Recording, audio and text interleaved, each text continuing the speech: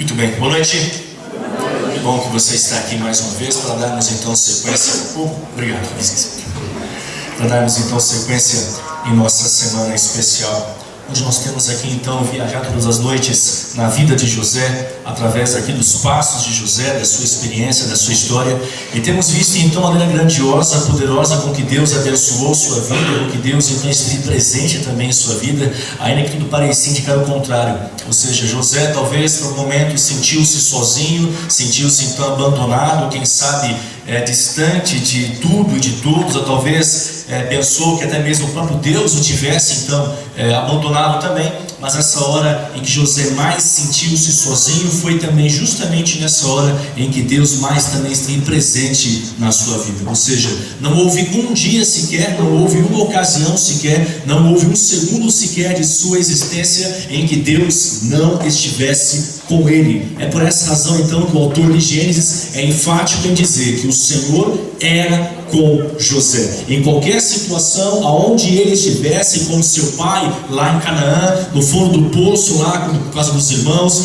vendido como escravo para o faraó, para a terra de Faraó, depois com Potifar em sua residência, na masmorra onde ele se encontrava agora, na prisão, no caso, aonde José estivesse, por onde José passasse, Deus então iria acompanhá-lo. Deus também sempre estava com ele. Ou seja, não importa a situação também em que eu vivo, não importa a circunstância em que eu me encontro, o mais importante é sempre saber que em todos os momentos, em quaisquer ocasiões, Deus sempre está comigo, Deus sempre me acompanha, Deus sempre vai ao meu lado. E José é a prova viva de que realmente não há uma situação sequer que Deus nos deixe então sozinhos nessa vida, mas em cada segundo de nossa existência Ele permanece ao nosso lado, Ele está sempre conosco também, mesmo quando nós estamos aqui abandonados, sozinhos, porque a vida, o mundo, então as pessoas simplesmente resolveram nos deixar.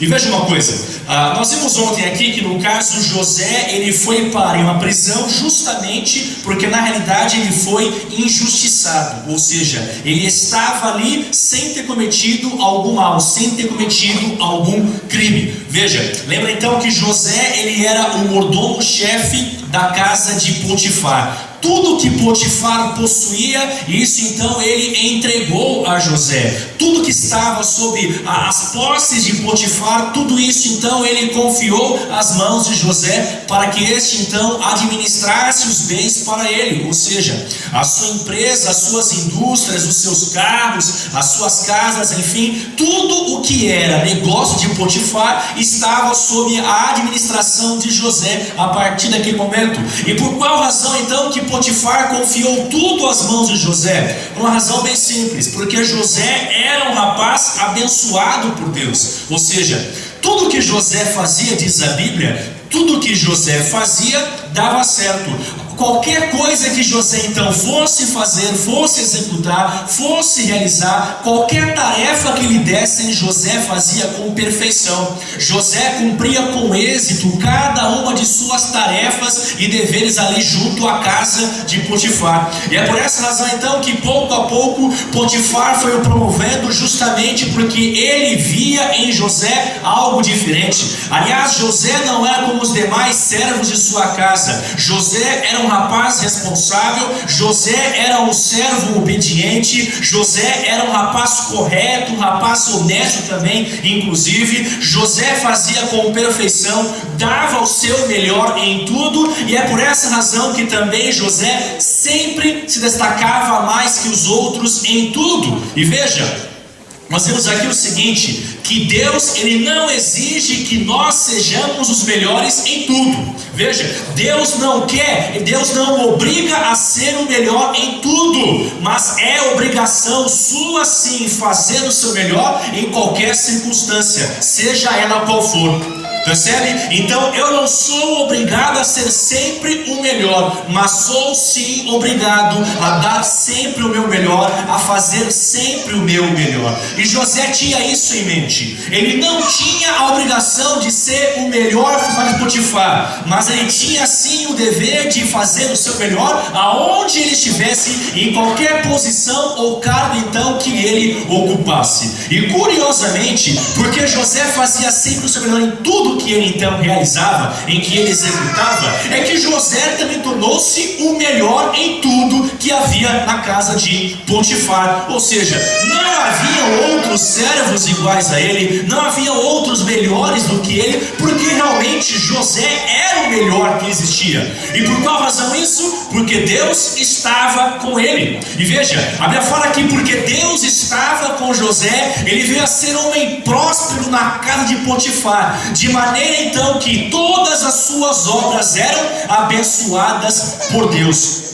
Tudo que José ia fazer poderia ser a mínima tarefa, ou então quem sabe a mais significante de todas, mas a verdade é que tudo que José ia fazer, Deus o acompanhava, Deus estava com ele, e Deus abençoava as obras de suas mãos. E é por essa razão então que Potifar viu que José era abençoado, e por isso então o promoveu em sua casa. Só que aconteceu um certo dia que o José, bonitão como ele era, charmoso, estiloso e inteligente, boa pinta, aconteceu que um dia então a mulher de Potifar também se interessou pelo negócio. Opa, peraí, mas que negócio é esse? O meu marido entregou tudo ao Zé, tudo que era dele, ele deu ao Zé, deu o carro dele, deu a sua casa, seu apartamento, a sua empresa, enfim, conta bancária, seu cartão de crédito, seu cheque especial, tudo, né? Então tudo que é dele, ele entregou ao Zé, menos eu.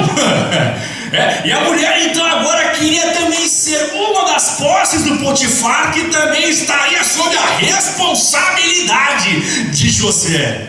E um dia então a mulher agora começou a querer seduzir o José, Ele paquerava, ele cutucava no Facebook, seguia ele no Instagram, curtia suas fotos, comentava, e mandava fotos para José também. Mas José sempre fiel a Deus, fiel ao seu Senhor também. José não se envolvia com a mulherzinha, até que um dia então a mulher de Potifar resolveu pegar pesado, foi para o contra-ataque, partiu para cima, arrancou a roupa de José e disse: José, deita-te comigo agora, eu estou mandando. E José, para não pecar naquele momento, o que ele faz?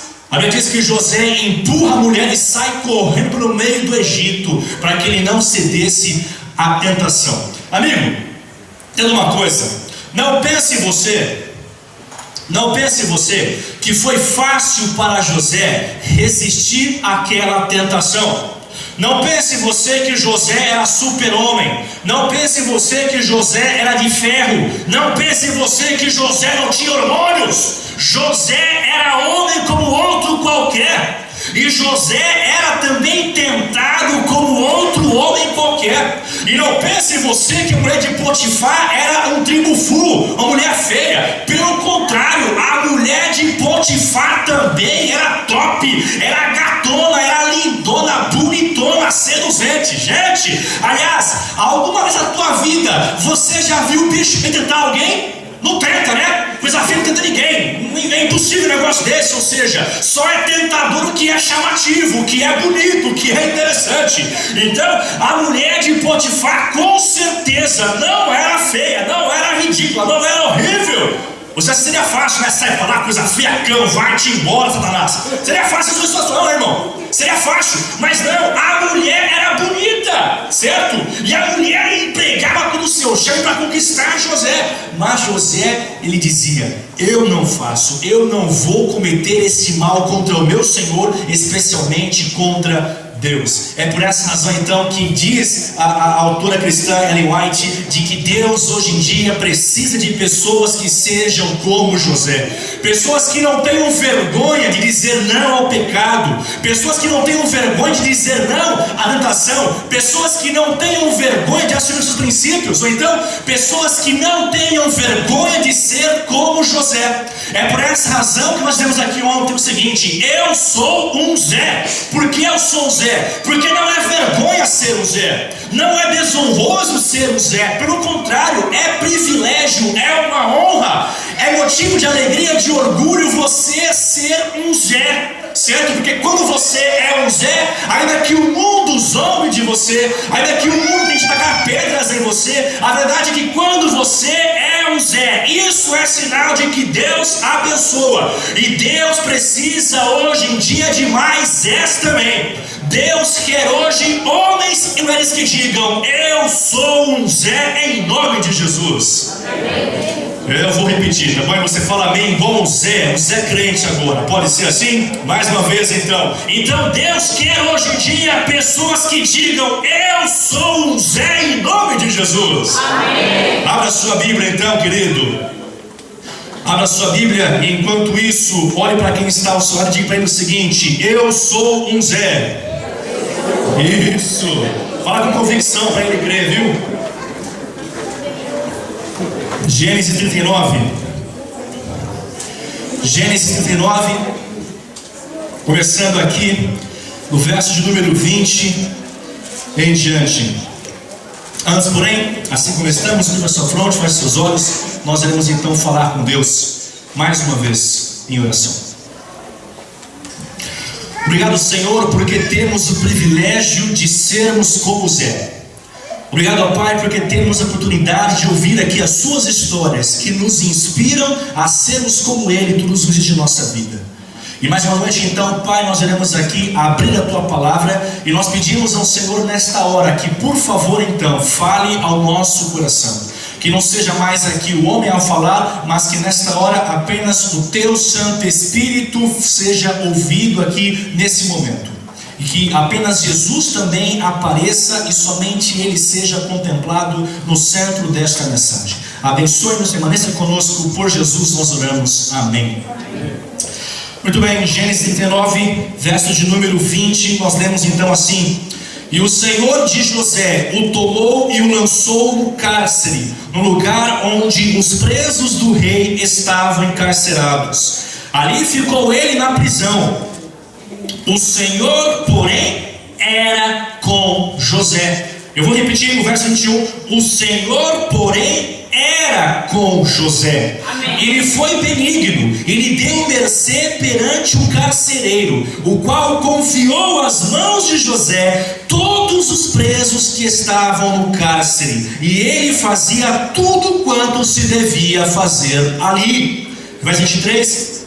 E nenhum cuidado tinha o carcereiro de todas as coisas que estão nas mãos de José, porquanto o Senhor era com ele, e tudo o que ele fazia, o Senhor prosperava também. Amigos, vejam uma coisa: nos campos do antigo Egito havia uma lei. A lei era a seguinte: não mexa com a mulher dos outros, especialmente se o outro for algum chefe, autoridade, por exemplo, Potifar. Ou seja, poderia se mexer com qualquer pessoa do mundo, mas não provocasse, não mexesse, não se envolvesse com a mulher de um patrão, especialmente se fosse ele o Potifar, o chefe da guarda do rei. Sabe por qual razão havia isso? Porque na verdade todo aquele então que ousasse mexer com a mulher, fosse do rei, do Potifar, ou quem quer que seja, então era um crime passível de morte. Ou seja, eles matavam todos aqueles então que intentavam algum mal contra a família de alguma autoridade no Egito. Agora, a pergunta é a seguinte: quando a mulher de Potifar, ela gritou, ela fez uma séria acusação contra José. Qual foi a acusação? Esse me tentou me agarrar, certo? Ele tentou me violentar, e por isso então eu gritei, e ele saiu correndo, deixando as suas roupas em minhas mãos. Veja, essa denúncia era algo muito grave. Essa denúncia não tinha nem o que conversar, argumentar, o que provar, porque era morte na certa. Quem quer que fosse que tentasse então fazer algo do tipo contra a mulher do rei, do Potifar, ou de uma outra pessoa do Egito, gente, esse crime era caso de morte. Não havia advogado que defendesse, não havia noção de pena, não havia nada então que aliviasse a situação. Era morte na certa. Mas curiosamente José não morreu. Então a pergunta é: por qual razão que Potifar não matou José, sendo que ele mataria qualquer outro que fizesse exatamente aquilo que a mulher acusou de ter feito contra ela? Por que é que José não morreu? Por que é que Potifar não matou José? Sabe o que é mais curioso?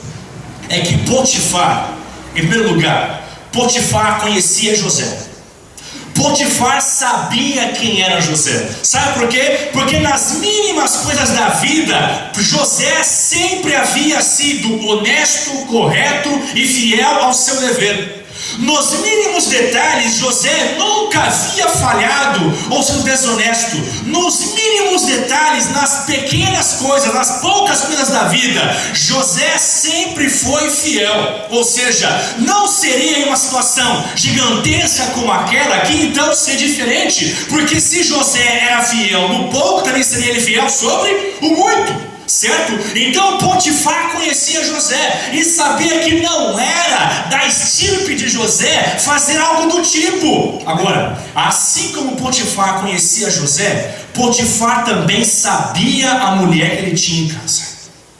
Potifar também conhecia muito bem quem era a senhora que morava com ele em sua residência. Ou seja, na verdade, nesse caso todo, Potifar confiava mais em José do que em sua própria esposa. Sabe o que é um homem que, após ter sido então acusado de um crime gigantesco como aquele, sabe o que é esse homem ainda assim ter mais moral ou ter mais confiança do que a mulher que o condenou, que o acusou daquele mal? Assim era José. Ninguém duvidava de seu caráter, ninguém tinha dúvidas de que José era correto e de que José era fiel. Inclusive, o próprio Potifar sabia que José era inocente. Agora, é claro, Potifar tinha um nome a zelar, uma reputação a manter até aquele momento. E é por essa razão então que Potifar, confiando em José, não o mata, mas para manter o seu nome, Potifar lança José injustamente em uma prisão. Veja uma coisa, sempre que alguém era preso no Egito, em sua cela havia o seguinte, uma inscrição onde dizia o nome da pessoa, seu local de origem e também qual era o crime que ele havia cometido para estar preso naquele cárcere. Então veja, imagine como estava então a inscrição na cela de José. O nome dele? José. Sua origem? Hebreu, certo? Então de Canaã, no caso. José, lá dos hebreus, então José de Canaã. Nome e a origem. E qual havia sido a sua culpa? Ou qual foi o seu crime? A inscrição era tentativa de estupro contra a mulher de Potifar. Eu pergunto, você consegue conciliar a imagem de um homem perverso à imagem de José? É óbvio que não. E por qual razão isso? Porque é nítido que José sempre foi correto e fiel em tudo em sua vida. Mas veja, mesmo a sua fidelidade, mesmo a sua retidão, mesmo a sua honestidade não foi suficiente para que José fosse então mal falado pelas pessoas que viviam no Egito. E deixa eu dizer uma coisa, você pode ser a pessoa mais correta do mundo, pode ser a melhor pessoa do mundo, mas sempre vai ter um zero à esquerda que vai arrumar algum motivo para falar de você ou para falar contra você. Mas não se preocupe, porque Deus conhece a sua vida. Aliás, muito mais do que seres humanos, Deus sabe quem é você. E ouça uma coisa, talvez o Egito imaginava que José realmente era o estuprador, mas Deus e José sabiam que ele não era aquilo. Aliás, o próprio Deus também tinha plena certeza de que José era um homem fiel. E mesmo em meio a essa mais cruel, falsa acusação que José sofria, ainda diz o texto, o Senhor era com ele. A pergunta é, pastor, aonde é que estava Deus quando José foi à prisão? E injustamente, tudo porque José resolveu ser fiel a Deus. Ou seja, como é que Deus permite então que José vá preso, sendo que José, ele resolveu fazer a vontade de Deus? Aliás, imagine só se José por um momento tivesse cedido.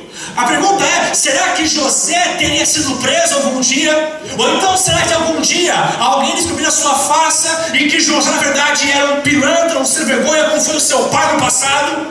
Se José tivesse um momento falho em sua vida, será que Potifar iria confiar nele mais do que sua própria esposa?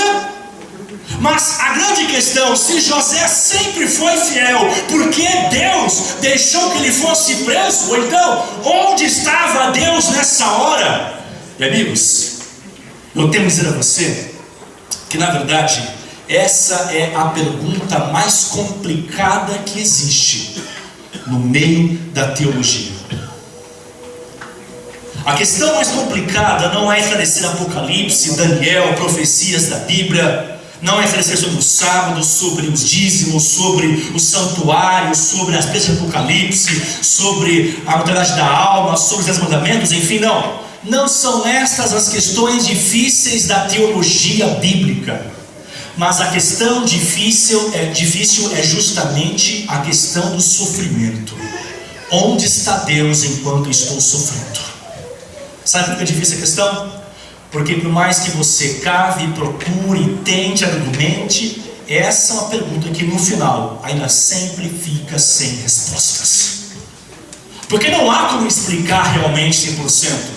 Você argumenta, você explica, até convence alguém por algumas horas, mas a verdade é que nada é capaz de solucionar e então convencer de fato alguém do porquê que há o sofrimento, ou então do porquê que há coisas ruins acontecendo a pessoas que são boas. Ou seja, pastor, fulano foi fiel a Deus, resolveu fazer a vontade de Deus, mas é incrível que quando o ser humano tenta justamente fazer a vontade de Deus, parece que é nessa hora que tudo falha em sua vida.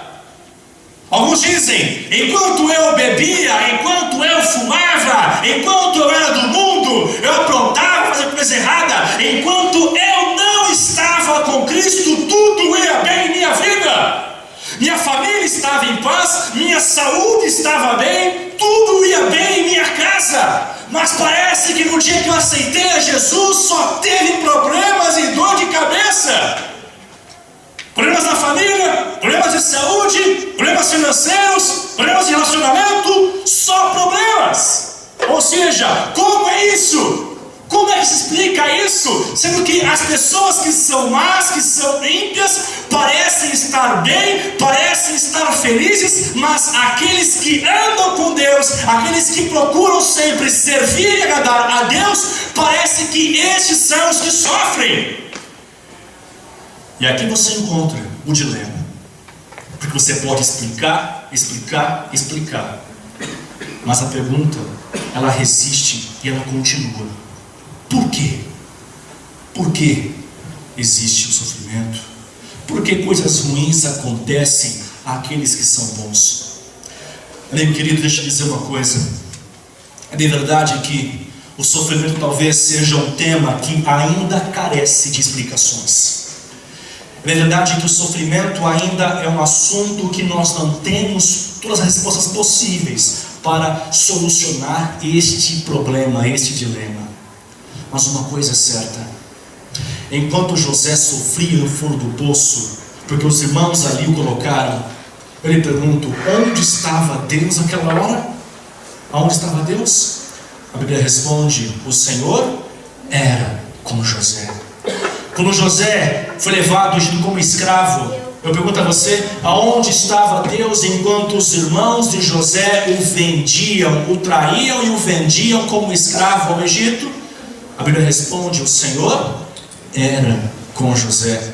Aonde estava Deus quando então José chegou agora à casa de Potifar e passou a ser um de seus empregados? A Bíblia responde: o Senhor era com José. Aonde estava Deus quando José foi promovido e acabou como chefe? A Bíblia responde: o Senhor continuava com José. Mas quando José foi injustiçado, quando José foi difamado, quando José foi mal falado, quando José foi acusado injustamente, onde estava Deus?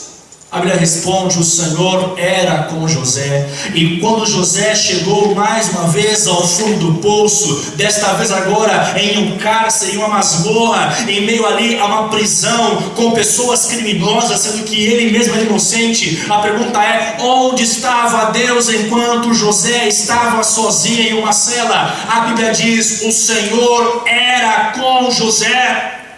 Você não fala amém não, irmão? Amém. Eu vou repetir, tá bom? Você fala amém igual o Zé falaria nessa hora. Então veja, Deus sempre esteve com José. E quando José chegou ao fundo de uma cela, a Bíblia diz o seguinte, que o Senhor ainda era com José. Amém. E amigo, ouça uma coisa, não há um dia sequer que Deus o abandone. Não há um dia sequer que Deus o deixe. Amigos o deixam, parentes o deixam, familiares o deixam, irmãos de fé o deixam, o mundo pode deixá-lo, mas Deus diz, nunca, nunca o deixarei, eu nunca te abandonarei. Amém. Aliás, a pergunta é a seguinte, será que uma mãe pode esquecer de seu filho?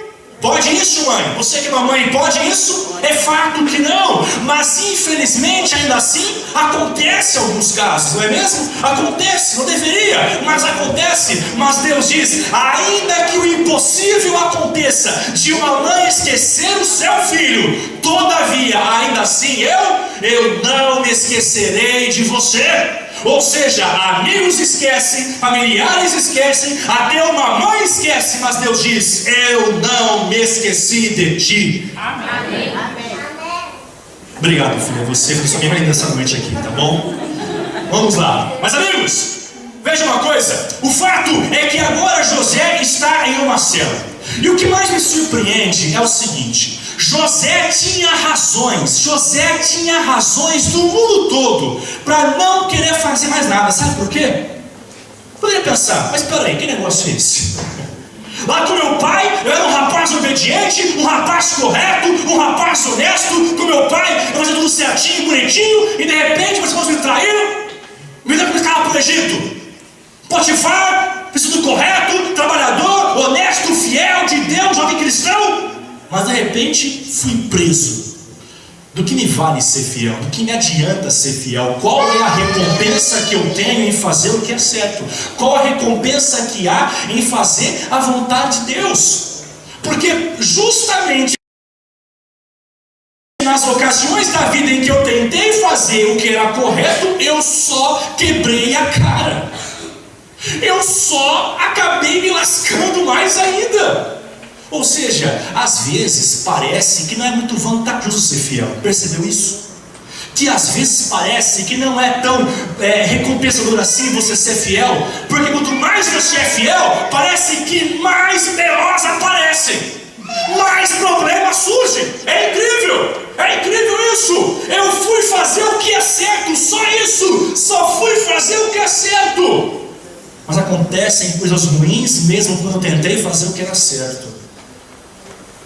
Você poderia pensar, eu estou aqui porque mais uma vez tentei ser correto, tentei ser cristão, e agora falhei mais uma vez. Aliás, não falhei, fiz o correto, mas novamente me injustiçaram, me acusaram, e agora estou aqui de novo, sofrendo. Aliás, lembra que lá atrás com seu pai, Jacó, lá em Canaã, há anos atrás, lembra que Deus deu um sonho a José? Lembra disso? Gênesis 37, verso 5. Teve José um sonho, diz a Bíblia.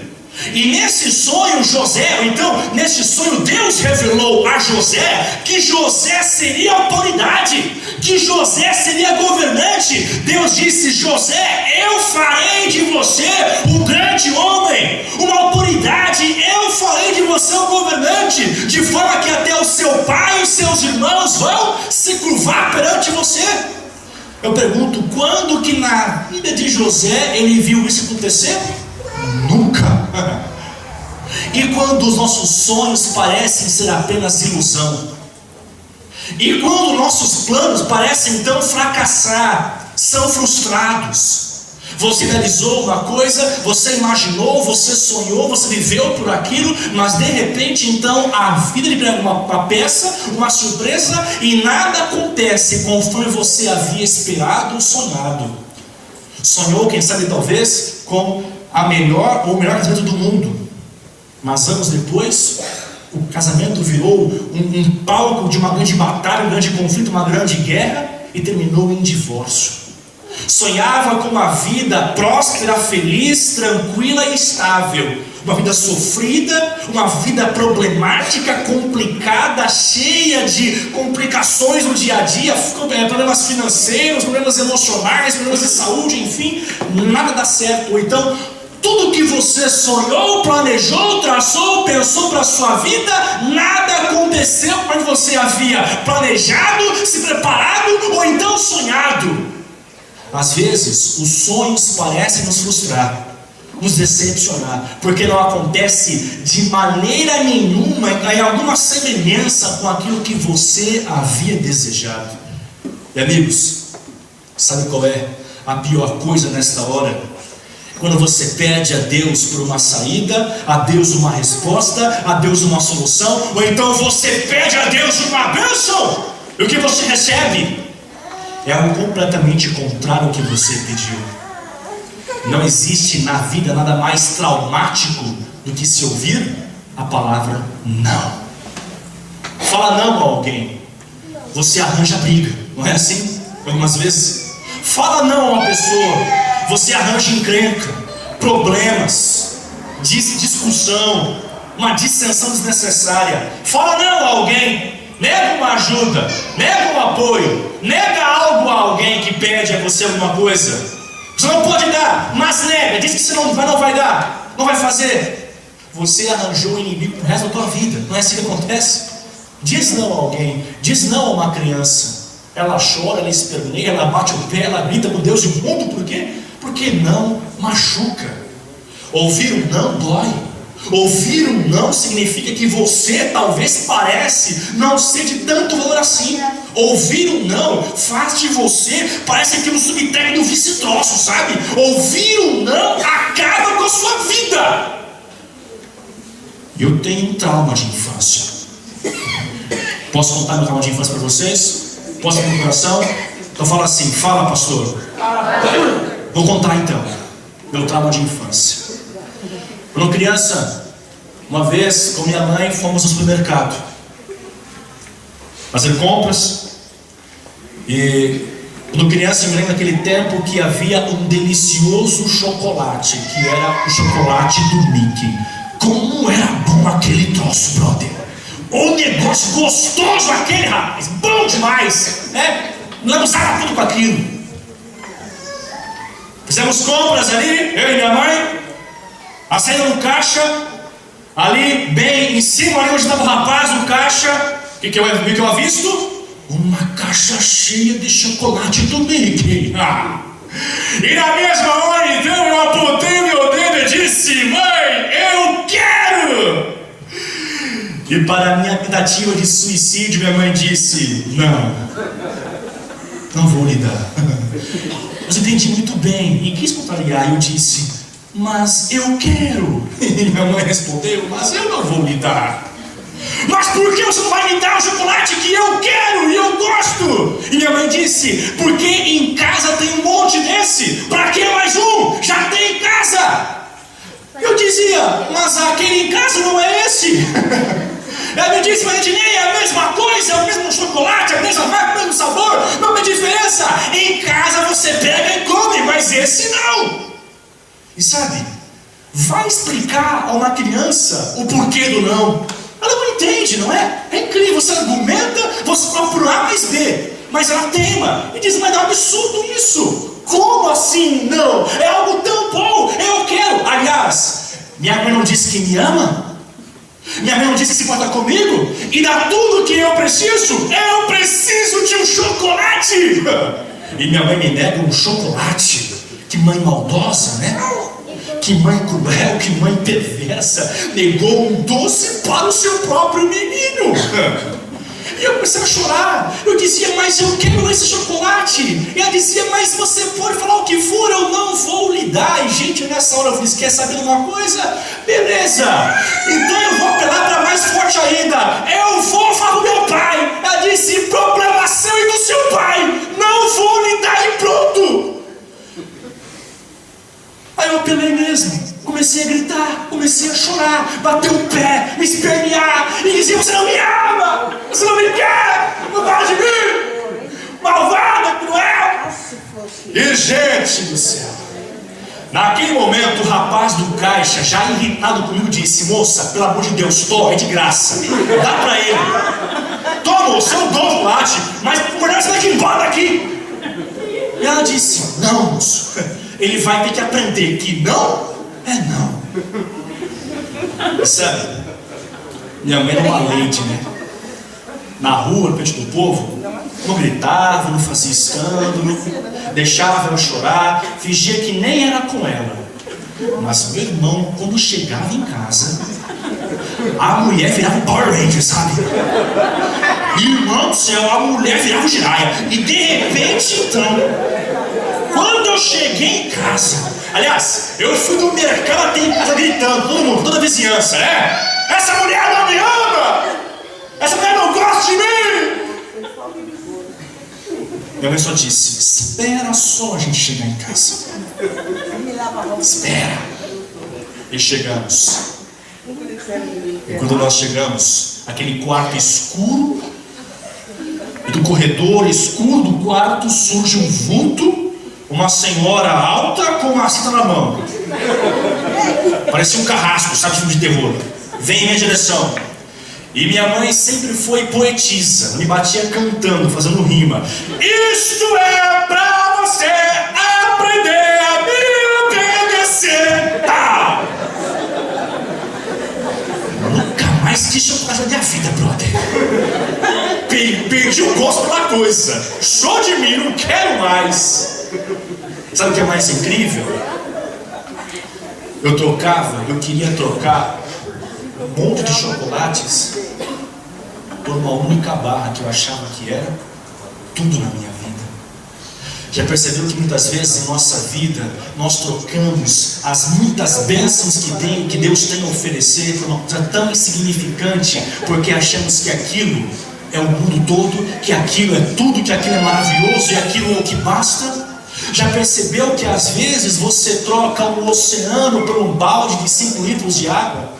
Já percebeu que muitas vezes, ao invés de você desejar o céu que Deus pode oferecer, você se contenta com uma simples porção de terra? Já percebeu que às vezes Deus tem para você a eternidade e você se contenta com essa vida que dura 50, 60, 70, talvez, quem sabe, os seus 80 ou 90 anos e muita saúde ainda assim? Mas já percebeu que uma vida passageira nós preferimos, ao invés de preferir então a vida que é eterna? Nós somos limitados, não é? E não compreendemos muitas coisas nessa vida, porque nós achamos que aquilo que nossos olhos estão vendo é o bastante, aquilo que eu posso tocar é o suficiente, aquilo que eu posso então enxergar, aquilo que eu posso alcançar, aquilo é tudo. E o que passa disso para mim é ilusão, então eu simplesmente nem penso. Às vezes estou achando que a terra em que eu vivo é tudo, e o céu é apenas ilusão, o céu não é nada. E não se engane, porque é muito crente realmente achando que a vida aqui nesse mundo é muito melhor do que a vida que há no céu. Porque as suas ações, as suas atitudes, a sua conduta de vida demonstra que ele está interessado com esta vida, preocupado com esta vida, com esta terra, mas ele pouco se importa com a terra que há de vir, com a mansão que está no céu. Sabe por quê? Porque a sua visão não é capaz de ver o céu, mas ele vê a terra, e porque ele viu a terra e apenas a terra, para ele a terra é tudo.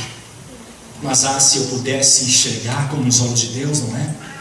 Se pudéssemos ver como Deus vê a situação.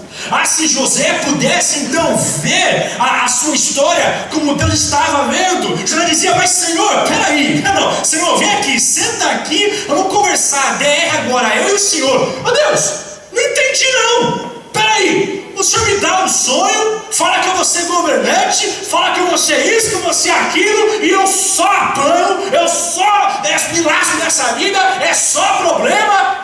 É só rasteira, é só chibatada, é só traição, é só abandono. Eu pedi bênçãos e eu recebi maldição. Eu pedi sim e você me deu não. E sabe, querido, para nós o não de Deus é Deus fechando portas, mas para Deus o não dele é na realidade milhares de outras portas se abrindo para sonhos e bênçãos maiores que estão por vir. Amém. Mais uma vez, agora igual crente, tá bom? O não pode significar uma porta que se fecha, mas o sim que Deus dá. Aliás, o não de Deus, na verdade, fecha uma porta, mas abre milhares de outras para oportunidades e bênçãos maiores nesta vida. Amém. Deus sabe o que faz. José não sabia, porque José não via, a sua visão não conseguia chegar a isso, mas Deus estava preparando José para algo grandioso. Irmão, deixa eu te dizer uma coisa: Deus está para fazer algo grandioso na tua vida.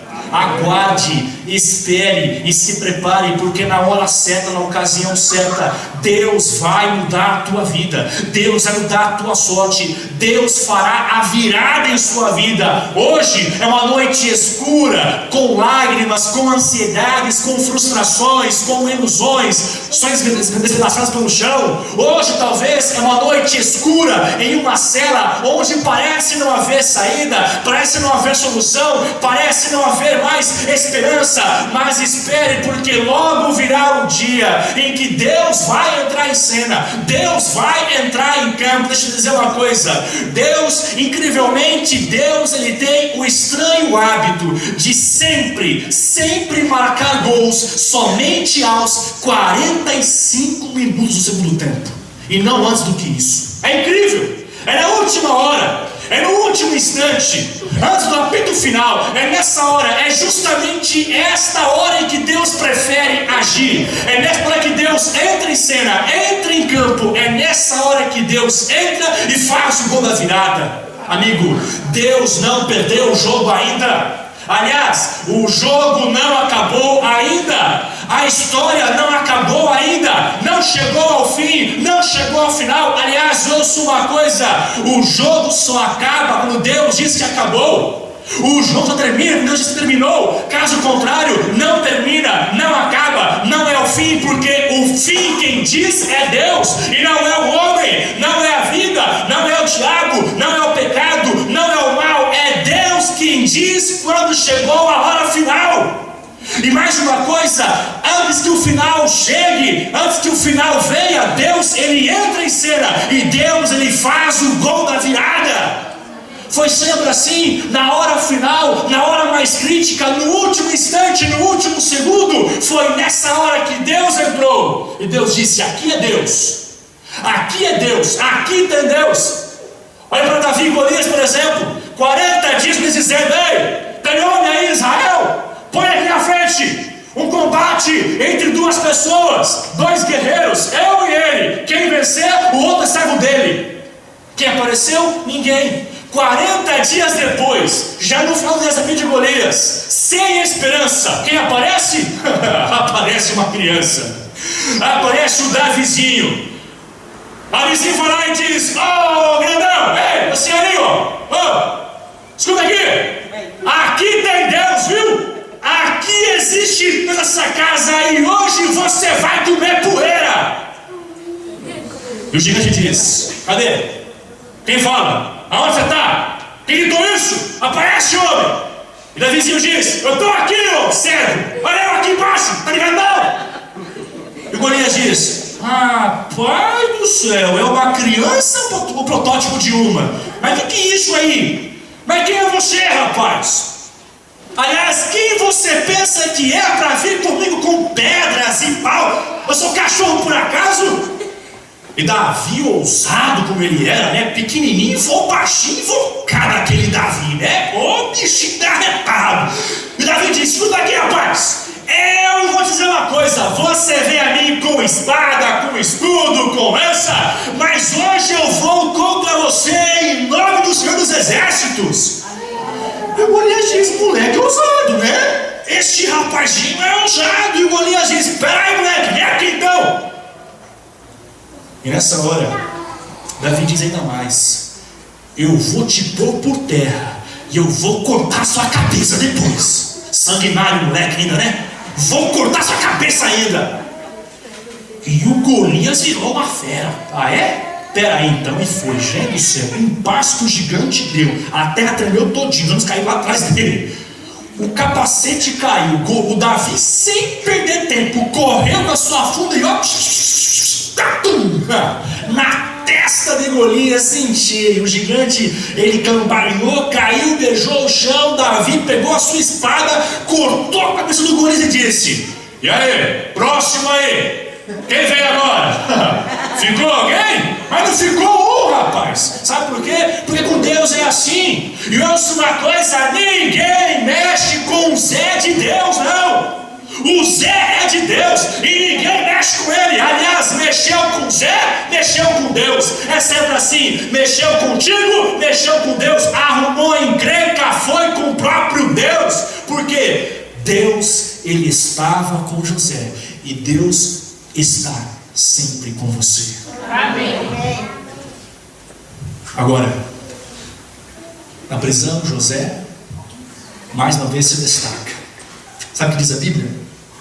O carcereiro, tudo que tinha, ele também passou as mãos de José. José passou a administrar agora até mesmo a prisão para o carcereiro. Imagina só um prisioneiro ser o chefe dos demais prisioneiros.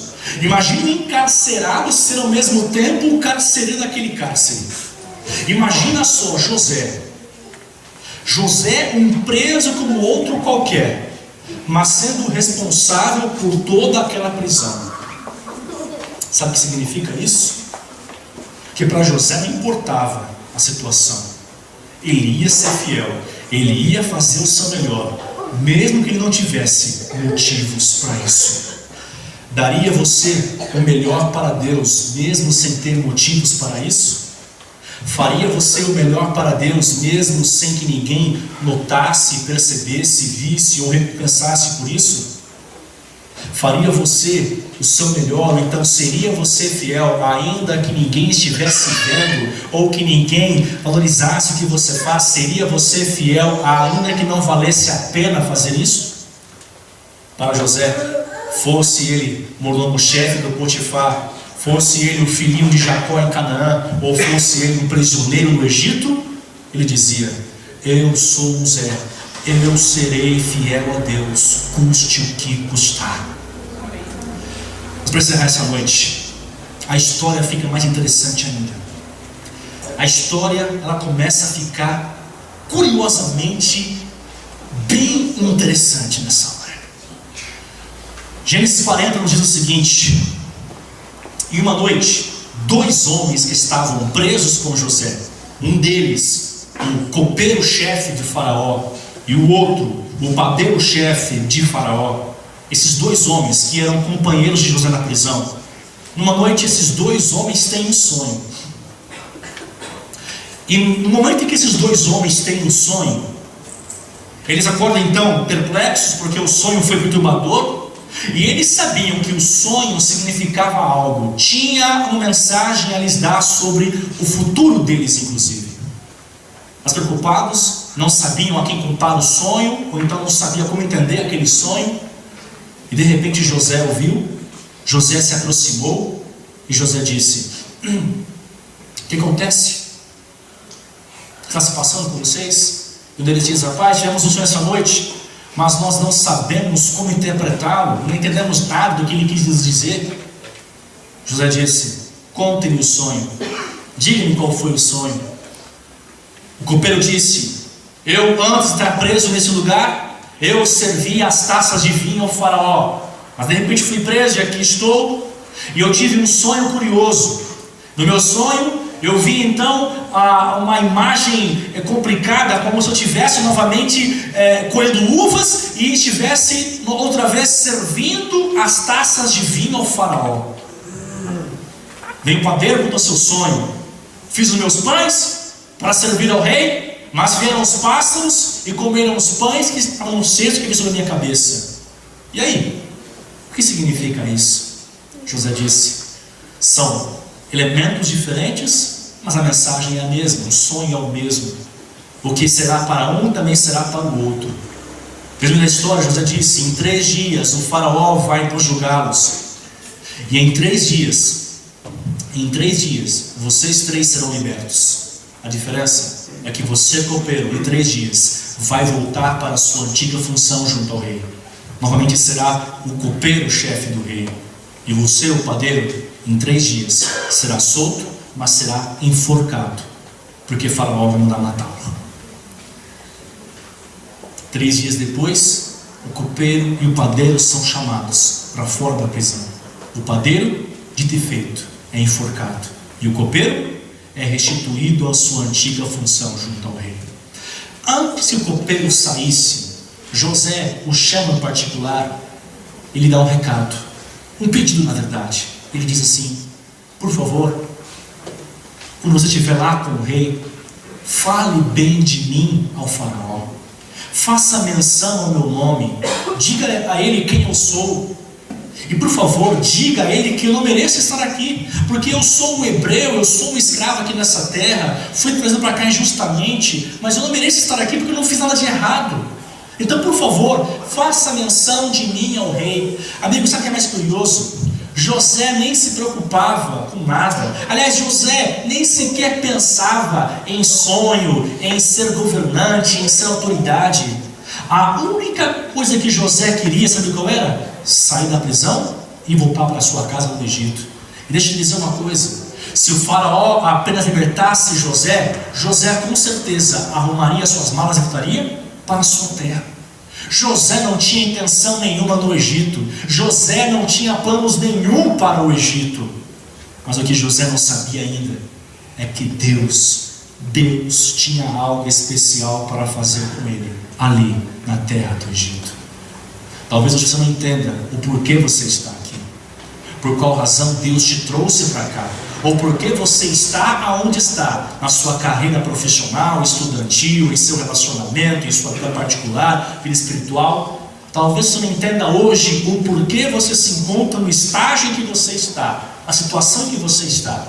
Mas deixa eu te dizer uma coisa: Deus em tudo tem um propósito, e Deus no momento certo vai mostrar a você o porquê de você estar onde você está. José pede: por favor, não se esqueça de mim. O copeiro voltou para o rei e eu lhe pergunto: você lembrou de José? O copeiro tampouco.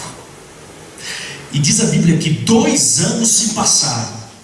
2 anos se passaram desde que José fez o pedido e o copeiro se esqueceu de atendê-lo.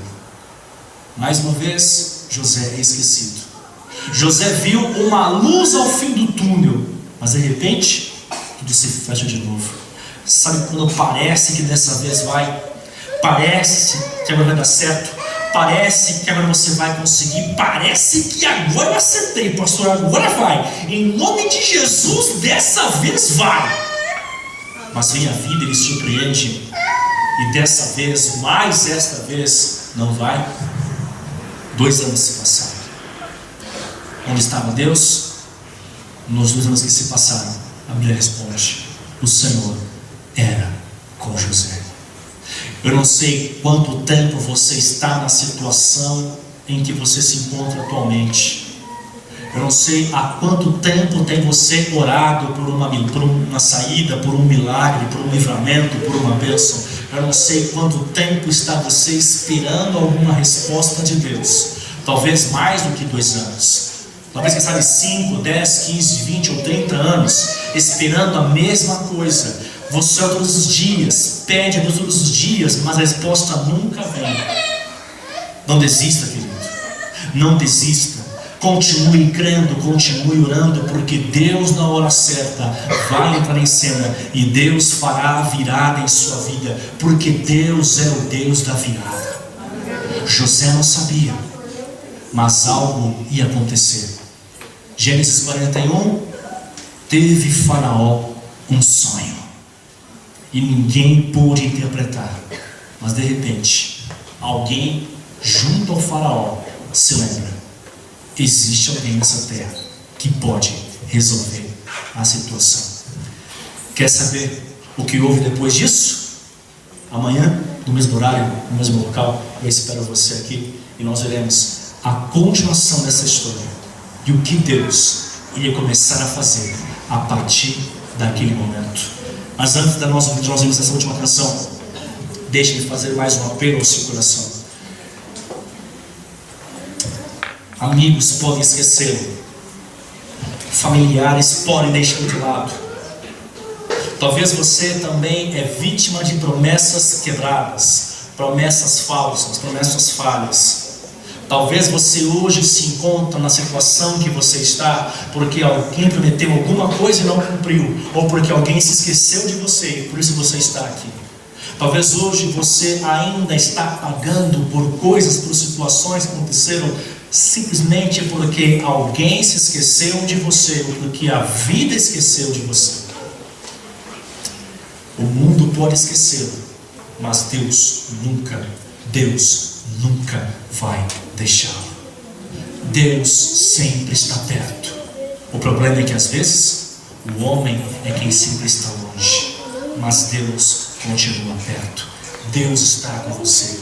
Ao você ouvir essa última música, Deus vai falar com você agora. Deus dirá a você: filho, eu estou com você ainda. Eu não desisti de você. Nós não terminamos ainda, filho. Não chegou o fim ainda. Não se desespere, porque eu ainda continuo ao seu lado. As pessoas podem ter deixado você, mas fique tranquilo, porque eu ainda estou com você. Eu não me esqueci de ti. Como diz aquele hino cristão maravilhoso: ainda que demore, ou mesmo que pareça que está demorando, Jesus diz a você: eu prometi e eu vou cumprir. Eu não me esqueci de ti. Deus não se esqueceu de você. Deus vai cumprir, Deus vai realizar, Deus fará a virada em sua vida. Se nessa noite existe alguém aqui que quer dizer ao Senhor: Senhor, lembre-se de mim também. Se nessa noite existe aqui alguém que gostaria de ser alcançado por esse Deus, reencontrado por Ele.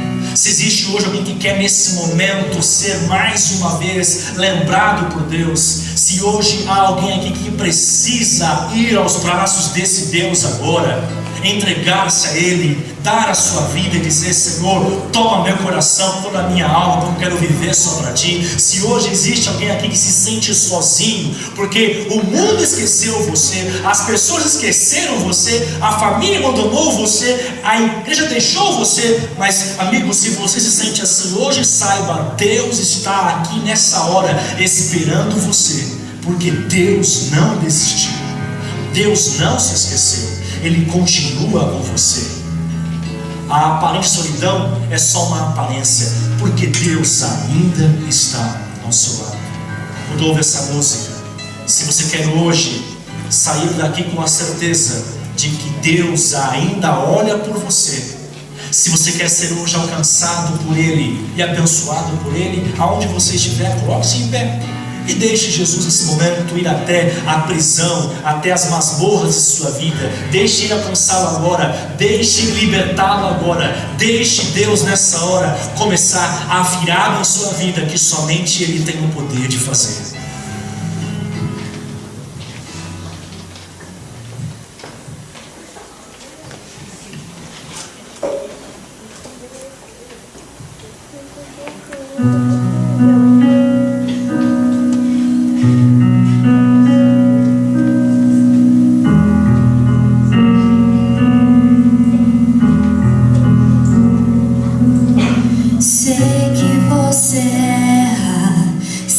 Todos seus segredos, conheço seus pensamentos,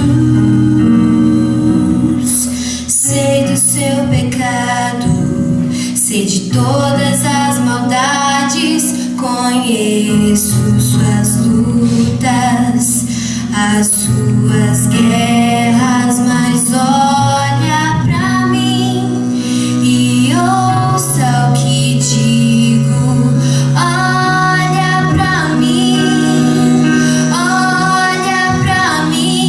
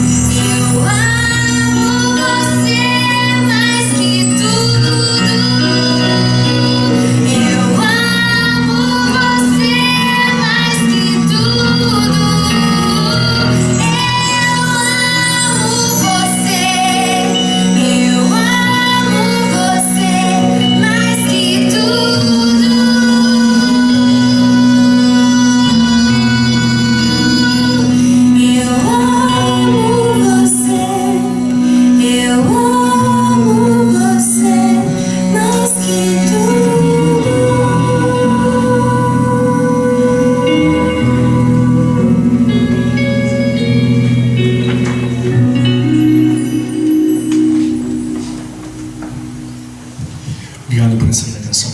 Vamos orar. Obrigado, Senhor, por esse amor incomparável, por esse amor inigualável, amor que nós não somos capazes de entender, mas nós não precisamos entender, precisamos apenas aceitar que a despeito de nossas falhas, a despeito de nossas faltas, o Senhor nos ama e isso não muda. O pecado não pode mudar o amor que tens por nós. O mundo, a vida, as circunstâncias, os problemas, os sofrimentos, nem mesmo o próprio inimigo, as forças do mal, nada pode mudar esse amor, nada pode separar-nos do amor de Deus que está em Cristo Jesus, diz a tua palavra. Não será a morte, não será a vida, não será o presente, não será o porvir, não será anjo, potestade alguma, nada vai nos separar desse amor.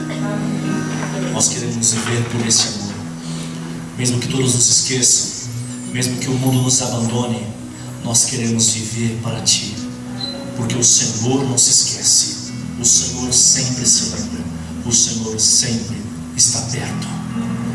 Nos leve em segurança para os nossos lares, abençoe-nos mais uma noite e nos traga amanhã de volta para mais um encontro, em nome de Jesus. Amém. Deus te abençoe, uma ótima noite e até amanhã.